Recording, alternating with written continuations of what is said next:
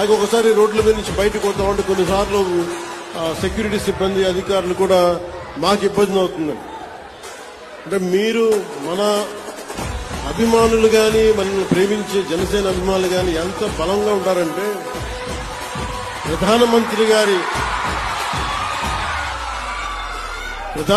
గారి SPG group కూడా ప్రధానమంత్రి భద్రతా వ్యవహారాలని పర్యవేక్షించే ఎస్పీజీ వాళ్ళు కూడా నాకేం చెప్తారంటే మీ వాళ్ళతో మేము పడలేం.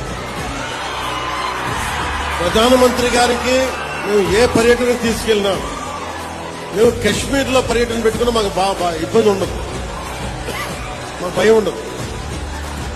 కానీ మేము మీరున్న సభలకి రావాలి, మీ జనంతో రావాలి అంటే